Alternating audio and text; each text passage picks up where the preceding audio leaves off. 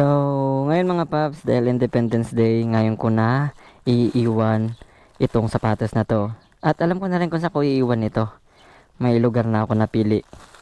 Siyempre, dun sa automatic, hindi maraming tao. Para hindi naman agad pagka iwan is makukuha agad, no? Kailangan mapanood mo na yung video. Hindi ko na nilagay sa karton mga paps. Kasi, wala siyang karton ito. Tsaka ano mga paps ha, hindi to gamit ha.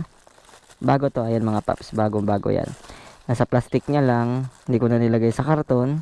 Dito ko na lang ilalagay mga paps sa eco bag. Yan mga paps, dyan yan sa eco bag. Uy, maliit yung eco bag. Pero yan, naka-eco bag siya, maliit nga lang yung eco bag. Saktong sakto. So, yan mga paps, kung wala kang ka-partner, ito, magiging partner mo yung sapatos na yan. Tanga talaga.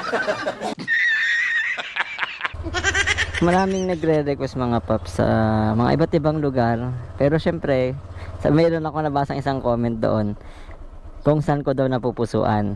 Tama, yun ang susundin natin mga paps. Kung saan natin napupusuan, saan natin gusto ilagay, iwan ito. Pampagood vibes lang ito mga paps. Pag umabot ng 100,000 views ito mga paps, within a week, uulitin natin mag-iwan ulit ng sapatos. Damn! Nice. Magugustuhan ng mga viewers natin itong sapatos na to. Paano masabi? Tapos ako hindi nakasapatos no? Hindi ko nga pala ipapakita yung daan mga paps. Para medyo may thrill ang paghanap nito. Ano lang mga paps. Pero ipapakita ko kung saan ko siya iniwan. Yung mismong kalsada. Pero yung papunta dun sa pupuntahan ko ay hindi ko na ipapakita. Pero sa mismong pag-iiwanan natin mga paps, papakita ko. So itutuloy na lang natin itong video mga paps pag iiwan na natin itong sapatos. 1 hour later. So dito ko iiwan mga paps itong lugar na to. So ito ang tip natin mga paps. Hindi ito highway. Papasok ka pa. Pero ito yung daan. Pero hindi ko sasabihin kung saan ito maghahanap lang ako dito mga paps. Ito mga paps may poste dito sa gitna ng daan. Ayan. Dito natin iwan itong bakas na to. Yan. Ayan hindi nila tinanggal itong poste dito. Ito poste ng kuryente mga paps. Yan.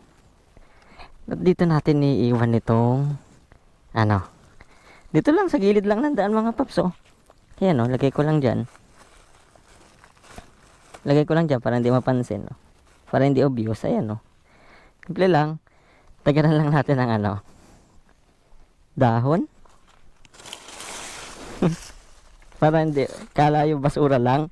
Ayan daganan lang natin ng ganyan Iwanan pala natin ng sticker mga paps. Yung sticker pala mga paps lagay natin sa ziplock para kapag just in case na umulan hindi siya mababasa. Dalawang sticker ang iniwan ko mga paps Ayan. Pero yung sticker mga paps dito natin iiwan. Ayan Yan. Dito sa may poste sa gitna. Ayan So ito yung lugar mga paps. Ayan ang lugar. Pero hindi ko na ipapakita. Hindi ko na sasabihin kung anong lugar ito. Pero ito yung itsura ng lugar. Hindi ko sasabihin kung anong bayan. Pwede nyo ring i-share ito mga paps. Kapag i-share nyo ito mga paps, mas maraming makaka-familiarize ng lugar. At mas mabilis malalaman kung nasaan tayo nag-iwan. Ilang share lang ito at napanood ng taga dito sa bayan na to. Alam na alam. Ulitin natin mga paps Ayan, tinambagan lang natin. Safe kahit umulan, may plastic naman. Doon din yung sticker. Ito lang ang trademark natin mga paps. Poste sa may daan. Ayan nasa kalsada yung poste. Ito. Mukhang kailan lang din ginawa tong daan na to. So, babalik na tayo mga paps. Ayun, ulitin natin sa lahat ng maghahanap. Good luck. Ride safe always. Happy hunting.